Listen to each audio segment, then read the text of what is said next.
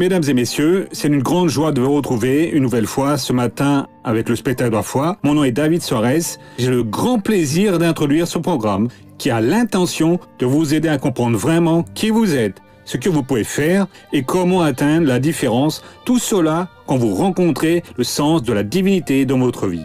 Quand vous vous trouvez prisonnier avec la peste, avec le mal, avec des problèmes s'accumulant dans votre vie, qu'est-ce que vous devez faire? Beaucoup désistent. Beaucoup nous cherchent une aide médicale, ce qui n'est pas une erreur, mais beaucoup d'autres ne savent pas quoi faire. Et pour eux, la grande nouveauté c'est Dieu donne la capacité dans sa parole à lui de comprendre qui vous êtes, de comprendre comment vous pouvez être ce qu'il a promis et comment atteindre ce potentiel. Mon invitation pour vous spectateurs c'est écoutez ce que le docteur R.S. Soares vous dira dans les prochaines minutes. Soyez très attentifs. Juste après, vous verrez ce qui s'est produit dans la vie de cette personne qui avait un problème extrêmement sérieux. Elle a passé le problème, une adversité, peut-être que c'est la même que vous êtes en train d'affronter aujourd'hui. Et comment elle a obtenu la différence? Vous verrez aussi une parole merveilleuse sur « Vous allez opérer votre salut » et le docteur Soares, avec la capacité que Dieu lui a attribuée, va vous répondre et va vous aider, j'en ai certitude, et va transformer votre vie. Voyez, mon invitation pour vous, spectateurs, c'est ouvrez grand votre cœur. Qu'est-ce qu'ouvrir son cœur? C'est permettre d'écouter avec attention, tirer, extraire de ce que vous sentez que Dieu vous inspire. Et comment Dieu vous inspire? Par sa parole à lui. Quand vous écoutez sa parole à lui et vous ouvrez votre cœur, il vous montrera où se trouve la source du mal. Elle vous aidera à vaincre cette source du mal. Et tout cela en son nom. C'est d'accord? Nous commençons maintenant notre foyer, le spectacle de la foi, au nom du Christ. Nous allons applaudir le Seigneur Jésus. Voyez mes amis, de toutes parts, ce spectacle de la foi va être spécial parce que Dieu va parler avec vous de choses nouvelles, de choses que vous n'avez pas entendues jusqu'à aujourd'hui. Et si vous retenez, vous pouvez être certain que Dieu va accomplir cette parole. Lors du culte précédent, dans le très beau témoignage d'un couple du Japon, elle était au Japon et lui ici, il a dit « J'ai commencé à écouter la parole de Dieu et j'ai commencé à pratiquer la parole. » Il a prié pendant 1 an et sa femme ne voulait rien savoir de lui. Dieu a transformé sa tête, ses pensées. Alors elle est venue ici se promener, ils sont allés à l'église. Il a remarqué que dans les coups de téléphone qu'il lui donnait, qu'elle ne voulait plus rien savoir, qu'il y avait un changement. Et Jésus a parlé dans son cœur à elle et aujourd'hui, les deux sont dans la plus parfaite harmonie. Qui sait si vous êtes venu ici aujourd'hui parce que Dieu veut vous faire cela dans votre vie? Nous sommes en train de traiter d'un sujet, c'est au Philippiens chapitre 2. Celui-ci est le 4e programme. C'est très important que vous opériez votre salut. Beaucoup de gens ne savent pas cela. Et les personnes laissent donc tout cela pour quand Dieu le veut. Dieu alors fera l'œuvre. Voyez, si Dieu a parlé à votre cœur, quelle histoire, c'est quand Dieu le veut, il le veut déjà. Imaginez que j'arrive et que je parle ainsi. Voyez, c'était un grand plaisir de vous avoir aujourd'hui pour déjeuner avec moi dans ma maison. D'accord, missionnaire, merci beaucoup. Quand il le voudra, il m'emmène. Mais je vous ai déjà invité, ça. Alors, il incombe à vous. Quelle est votre adresse, missionnaire? C'est la rue de Saint-Glinglin. Numéro, n'importe quel numéro. Alors, vous allez dans la rue Saint-Glinglin.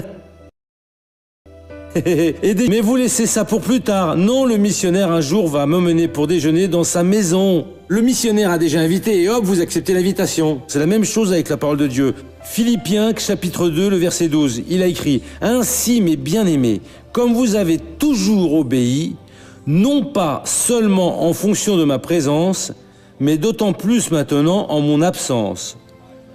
Mettez en œuvre votre salut avec crainte et tremblement. » Et donc Paul, ici, était en train de parler avec eux, que quand il était au milieu des Philippiens, celui-ci, lui, obéissait. Cette parole d'obéir, c'est une parole que nous devons étudier. Nous sommes au collège et le professeur est en train d'enseigner. Il est en train de dire que pour que vous fassiez un calcul correct, vous devez le faire de telle manière, commencer par multiplier, ensuite par la division, après la somme et enfin en soustrayant. Et si vous inversez tout, ça ne va pas être correct. Avec la parole de Dieu, ça ne sert pas. que vous mettiez toutes ces conjonctions adversatives, mais comment, pourtant, malgré tout, toutefois, vous allez placer ces choses et ainsi ça va compliquer. Pourquoi? Parce que la parole de Dieu a déjà été testée. La parole de Dieu a été envoyée par le Seigneur Dieu comme remède final. Et donc, tout ce que Dieu enseigne, ce n'est pas pour dire « mais je ne peux pas ». Non, vous devez faire comme Dieu l'a enseigné. Mais pourquoi que cet appareil ici est en 220 volts, je branche en 110 et il ne fonctionne pas bien? Il est faible. Et si je branche en 360, il va exploser. Parce qu'on ne peut pas, vous devez garder, le brancher sur 220. La parole de Dieu est pour être acceptée. Et Paul a dit, vous avez obéi. La personne qui questionne les actes de Dieu ne va arriver nulle part. Et donc, Paul a dit en sa présence, ils lui obéissaient.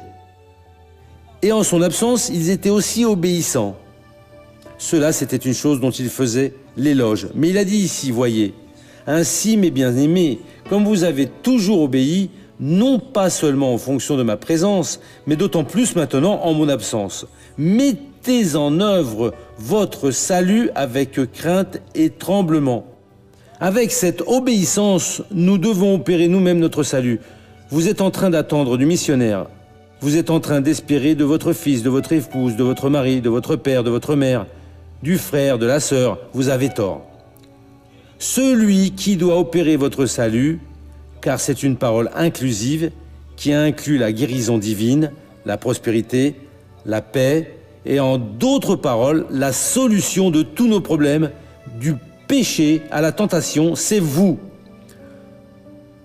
Le jour où vous décidez, Dieu, moi, aujourd'hui je vais me soumettre à ta parole, je vais vous obéir.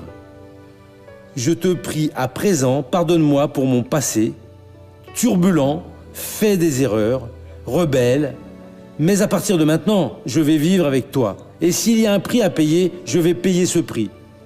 Alors, à ce moment-là, vous allez être en paix avec Dieu. Vous vous dirigez vers votre maladie, votre perturbation, votre problème, et vous ordonnez au nom de Jésus, après que vous soyez en règle avec Dieu. En accord, vous opérez, et Dieu est en train de dire, c'est vous qui opérez.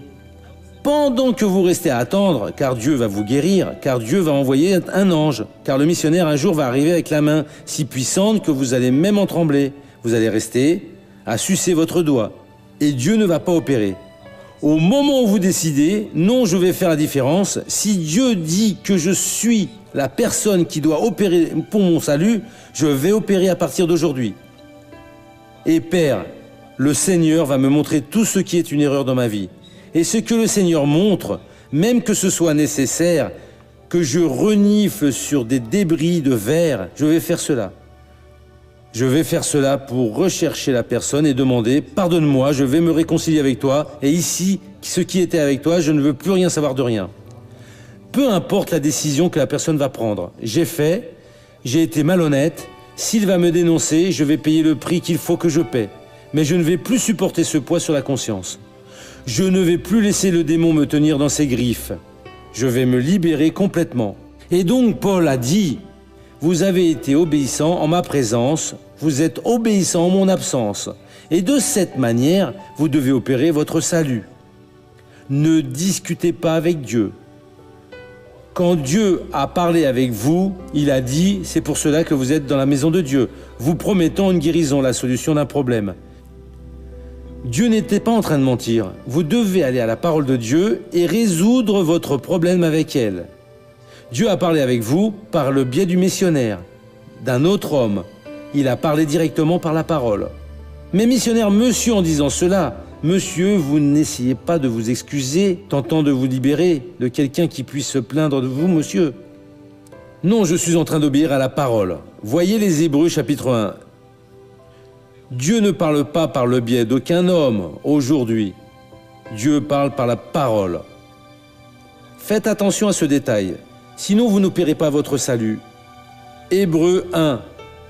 Après avoir autrefois, à bien des reprises et de bien des manières, parlé au Père par les prophètes, Dieu nous a parlé en ces jours qui sont les derniers par un fils. Vous commencez à comprendre, mes amis. Et donc votre problème n'est pas avec le missionnaire, avec le pasteur Jaïm, ni avec un homme de Dieu, aucun. Votre problème, c'est avec celui qui a parlé à votre cœur.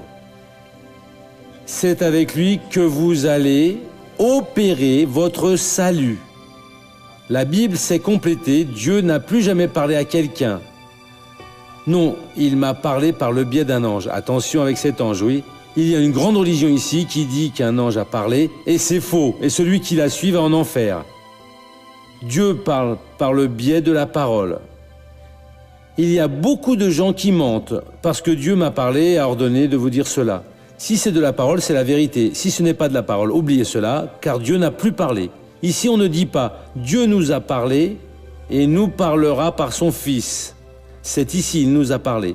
Même le Fils, il a déjà parlé. Ce n'est pas une nouvelle révélation. Jésus disait « Tout ce que je dis à vous, je le dis comme le Père me l'a prescrit. » Ce n'est pas de mon cerveau, ni Jésus, cela est fort. C'est une nouvelle révélation à nous donner. Toute révélation que Dieu a pour l'homme est contenue dans la parole. Hors de là, c'est du déchet de la pire qualité. N'acceptez pas. Et donc, nous revenons donc aux Philippiens ici. Ainsi, mes bien-aimés, comme vous avez toujours obéi, non pas seulement en fonction de ma présence, mais d'autant plus maintenant en mon absence, il continuait à être obéissant. Mettez en œuvre votre salut avec crainte et tremblement. C'est avec un grand respect complet de Dieu, une obéissance totale. Dieu a parlé, c'est dans la parole. Je veux voir ce qui est en train de m'empêcher d'avoir cette parole se manifestant en moi. Mais je veux l'accomplissement de tout ce qui est écrit. Vous opérez votre salut, et il a dit ensuite, car c'est Dieu qui opère en vous le vouloir et le faire pour son bon plaisir. Et donc Dieu donne le désir. Alors vous sentez de Dieu, ce n'est pas vous qui avez inventé la chose.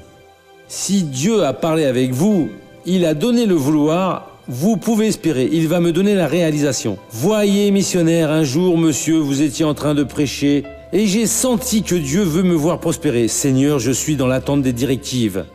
Que soit béni ton nom. Je vais être une personne prospère. J'ai senti que Dieu allait faire ceci. Béni soit ton nom, je vais obtenir cette bénédiction. Parce que quand il donne le vouloir, il donne pour effectuer la réalisation. Mais celui qui opère, c'est vous qui mettez dans votre cœur, c'est vous qui opérez. Vous êtes l'agent pour dire oui ou non. C'est vous qui retardez l'opération de Dieu. La Bible dit qu'aujourd'hui est le jour du salut. Aujourd'hui, au moment où vous entendez la parole. Vous ne voyez pas une seule fois Dieu dire « Revenez ici à 6 mois », mais c'est arrivé. Le diable fait tout son possible pour tromper une personne. Il est capable de produire un événement auquel la personne croit et qui se réalise alors qu'elle ne croit plus jamais dans la parole. Elle passe à croire aux rêves, aux révélations des autres et des voix dont elle ne sait même pas d'où ça vient. Dieu nous a parlé par la parole ici. C'est la révélation ici, c'est ce que Dieu a dit. Vous sentez le Saint-Esprit l'atteste dans notre cœur que nous sommes les enfants de Dieu. Et donc Dieu donne autant de vouloir comme pour réaliser. Mais c'est nous qui opérons. Le verset suivant, faites tout sans maugréer et ni discuter. Cela en finit avec la foi de tout le monde. Mais pourquoi ce n'est pas de cette façon? Pourquoi est-ce que je dois accepter cela? Ce n'est pas une question d'accepter ou pas. Tous ceux qui sont pécheurs disent que la foi déplace les montagnes. Mais moi, je l'enseignais. J'avais même un dépliant que j'avais fait ainsi avec les 2 mains au-dessus, et c'était écrit ainsi, « La foi déplace les montagnes ». J'ai découvert, j'ai dit non. J'ai lu la Bible en 3 mois. Tout ce que je pouvais sur la foi. Et je ne l'ai pas trouvé un seul verset qui soutienne cette doctrine que la foi déplace des montagnes. J'ai dit, et donc c'est faux, la foi ne déplace pas des montagnes. Mais missionnaire, qu'est-ce que c'est que cela? Si j'aurais demandé ici, la majorité aurait levé la main en disant « déplace, ne déplace pas ». Ils ont inventé cette phrase en se basant sur Marc 11, 22, 23. Jésus leur dit « Ayez la foi de Dieu, Amen, je vous le dis, celui qui dira à cette montagne, ôte-toi de là et jette-toi dans la mer, sans hésiter dans mon cœur, mais en croyant tout ce qu'il dit arrive, cela lui sera accordé. Ayez foi en Dieu, la foi est nécessaire, il faut l'avoir. Amen, je vous le dis, celui qui dira à cette montagne, il faut parler à la montagne. Et donc, s'il faut que je parle, ce n'est pas la foi qui déplace, c'est ma parole. Et ce n'est pas la parole de Dieu, non, c'est bien ma parole après que j'ai la foi. La foi est le combustible et la parole est le véhicule. S'il ne doute pas dans son cœur, mais croit que se fera ce qu'il dit et non ce que Dieu a dit, ce qu'il dit, tout ce qu'il dira lui sera accordé. Ah oui, alors j'ai demandé pardon publiquement. Diverses fois j'allais prêcher, je disais « Pardonne-moi, celui qui a entendu de ma bouche que la foi déplace des montagnes parce qu'elle ne déplace pas. » Mon ami, sans maugréer ni discuter, mettez ça dans votre cœur. Et si vous ne comprenez pas, vous continuez à murmurer et d'aimer les disputes, demandez à Dieu de vous expliquer. Il va vous expliquer et vous allez voir une vie différente. Amen. Nous allons maintenant au feuilleton de la vie réelle.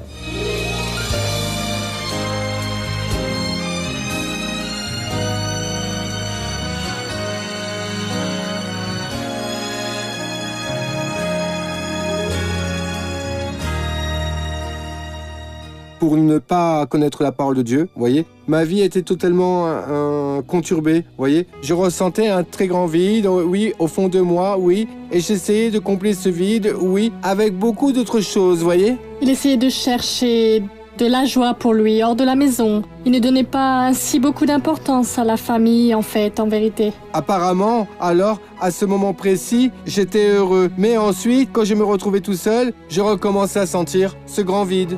À cette époque, Reginaldo affrontait aussi beaucoup de difficultés financières. Sa situation était difficile, si difficile qu'il ne lui restait même pas d'argent pour qu'il achète des chaussures. Je me rappelle qu'à l'époque, il allait travailler en chaussons. Je voyais les vêtements qu'il portait, un short déchiré, vous savez, c'était difficile pour moi, vous voyez. Et je pensais à cette situation et je disais, mon Dieu, ce n'est pas juste, non. Mon enfant travaille tellement, un garçon si bon. Je ne prospérais pas, je n'avais pas comment prospérer. Parce que la Bible dit que les bénédictions de Dieu enrichissent et n'ajoutent pas de douleur. Et je n'avais pas cette bénédiction sur moi, c'était juste toujours plus de douleur. Le dévoreur agissait librement, voyez, dans ma vie. Un épisode marque la vie de Reginaldo. En recevant une prière, il est guéri d'une forte grippe et il découvre le pouvoir de Dieu. J'ai vu que j'avais réellement été guéri, voyez, sans prendre aucun comprimé, sans prendre aucun médicament. Et c'est alors que j'ai commencé à m'intéresser pour les choses de Dieu. Alors, il commence à fréquenter le siège de l'Église internationale de la grâce de Dieu à Sao Paulo. C'est où? Le premier dimanche, oui. J'y suis allé, le pasteur Jem, il a fait une prêche sur le dessein du salut.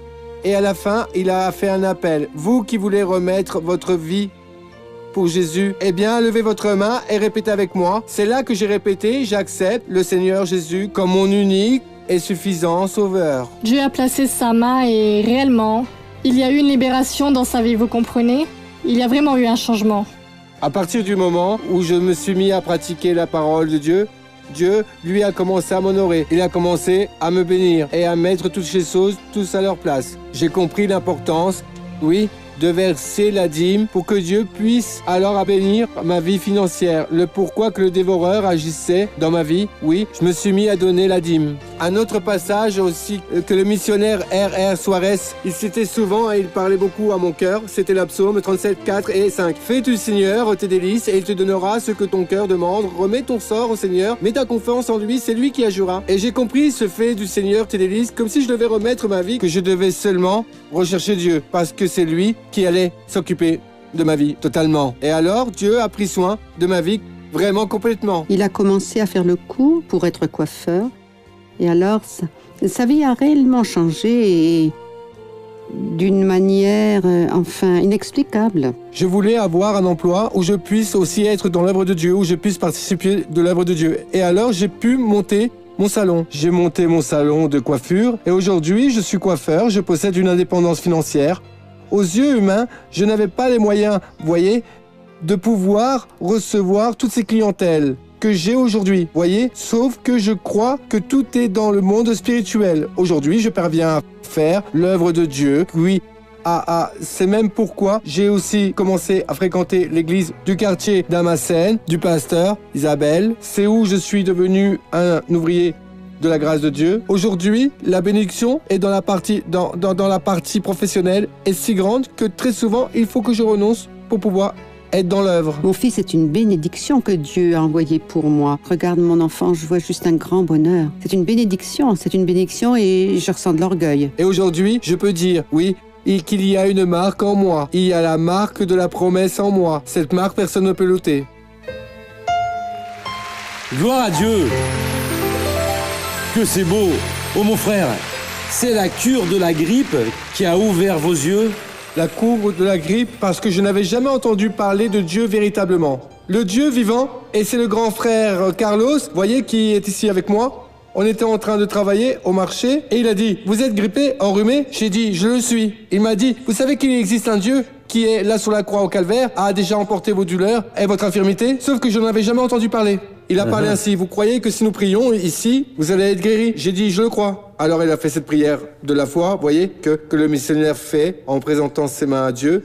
J'ai fait cette prière et juste après, j'ai vu que j'étais guéri. Alors j'ai senti le désir de connaître ce Jésus. Qui c'est ce Carlos ici? C'est le gars blond ici? Vous travaillez avec lui alors? Oui, je travaillais avec lui, mais je ne le connaissais pas vraiment bien. Même s'il travaillait alors à côté de moi, oui. Mais un passage que j'ai beaucoup gardé, le pasteur Jaime une fois a déclaré « Faites d'un citron une citronnade ». Je suis allé à mon travail, je pouvais prendre l'autobus, mais j'ai décidé d'y aller à pied et j'y suis allé en priant. Et c'est ce jour-là que j'ai fixé un objectif avec Dieu, qui me donne l'opportunité d'avoir une personne pour que je prie, pour que je parle de l'amour de Dieu, vous voyez. Et quand je suis arrivé là, dans le vestiaire, j'ai vu en fait, c'est une des premières personnes que j'ai vues avec les autres. Il était vraiment très mal. Et je n'ai pas perdu ces points. J'ai pensé, cela c'est l'opportunité. Oui, et c'est alors que j'ai parlé. Et les autres vous ont entendu parler avec lui? À l'instant, et c'était très beau, car il n'était pas anxieux. À l'instant, il a accepté. Quand je lui ai demandé, je peux prier pour vous? Parce qu'il se plaignait beaucoup de rhume. Il l'a accepté sur le champ. Alors c'était vraiment formidable cela-là. Les personnes sont restées à regarder, j'ai prié, lui m'accompagnait et répétait les paroles, oui, comme monsieur nous l'avait enseigné. Et lui alors, j'ai cessé. Je pense que c'est une bonne demi-heure plus tard qu'il est passé dans ma section et donc moi, de loin, j'ai vu qu'il était déjà vraiment ainsi, très euphorique, joyeux en fait, déclarant « Voyez, je suis guéri ». Alors j'ai dit « Qu'est-ce qu'il y a ?» Il a dit « Je suis guéri de la grippe, je ne ressens plus rien ». Que c'est beau. C'était beau. Laissez-moi revenir avec notre ami ici. Ça veut dire que ça a marqué votre vie réellement, c'était l'œuvre de Dieu? C'était une œuvre de Dieu et c'est un espace que Dieu a ouvert, missionnaire, et il a montré un peu de la prospérité, mais Dieu a changé ma vie sentimentale, oui, complètement. Vous ne respectiez pas votre épouse et tout ça? Non, parce alors qu'à l'époque, je n'étais pas marié. Ah, vous n'étiez pas marié? Le jour, je ne pouvais pas enregistrer avec mon épouse parce qu'elle n'était pas à son travail. Et donc, le grand témoignage même a été dans ma vie sentimentale parce que la grippe a été une brèche pour que je sois guéri, pour que je connaisse Jésus. Et donc, je fréquentais, vous voyez, et de cette relation a surgi un fruit, une petite fille, oui, mais sauf que, qu'est-ce qui s'est passé? Et j'ai assumé cet enfant, j'ai enregistré cet enfant, j'ai enlevé cet enfant pendant 3 ans, vous voyez, durant 3 ans. Mais quand j'ai commencé à rechercher Dieu, moi, au début, je ne comprenais pas. Et monsieur, vous prêchiez le psaume 37, 4 et 5, repose-toi sur le Seigneur. Alors tout a commencé à changer. Cette personne, elle m'a laissé, elle pensait que je devenais cinglé, fanatique, que j'allais souvent à l'église. Et j'ai continué à assumer le compromis de l'enfant. Mais aussi Dieu, après, m'a montré par le pied d'un examen ADN que l'enfant n'était pas ma fille, non. Et Dieu m'a restitué la vie. Ce Dieu est vraiment bon, oui, mes amis. Ma vie sentimentale. Aujourd'hui, celle qui est ici, c'est mon épouse qui sert Dieu, unie avec moi, et nous sommes mariés depuis 3 ans. Laissez-moi parler maintenant avec elle. Il est un bon mari? Un bon mari. Et la mère, qu'est-ce qu'elle dit de tout cela?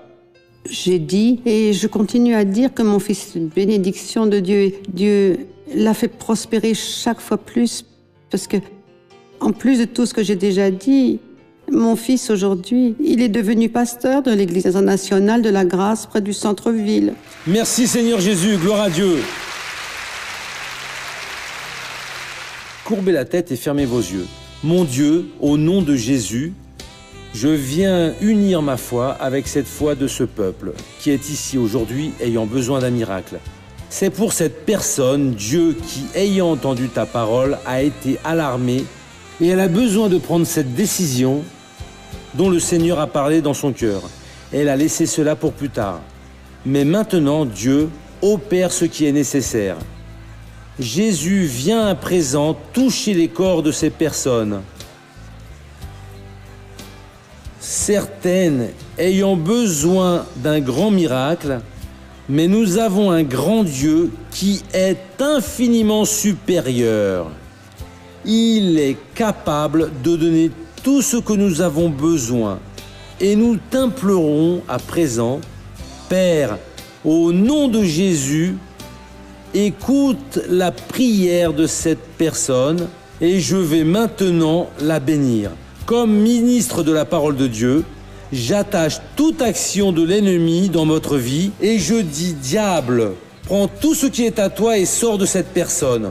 Je vais l'ordonner à présent toutes sortes de maladies, de perturbations, de mauvaises pensées. Sortez au nom de Jésus-Christ.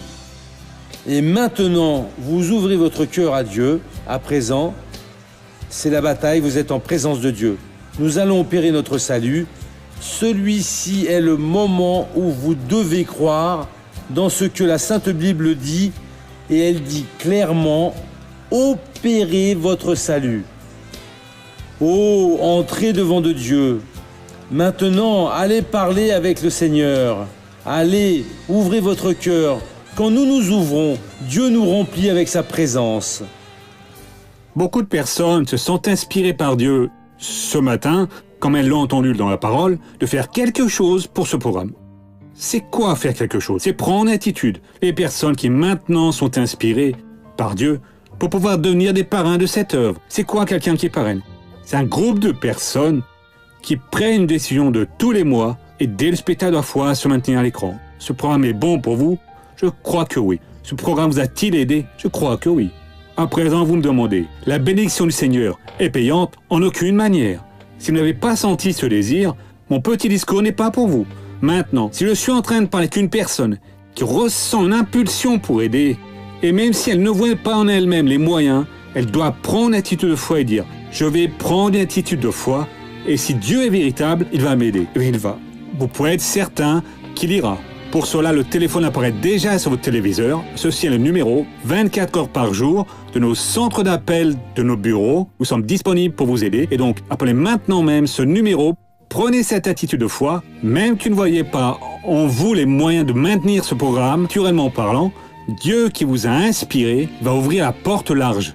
Et dit la Sainte Écriture que la porte qu'il va ouvrir, personne ne peut la fermer. S'il l'a ouverte, le mal ne va pouvoir résister à votre volonté, à votre envie de vaincre. Je suis certain que vous avez été appelé pour pouvoir être illuminé pour aider cette émission. Voyez, nous sommes déjà à la toute fin de ce programme d'aujourd'hui. Nous revenons demain à ce même horaire. Restez tous avec Dieu et à demain. Ciao.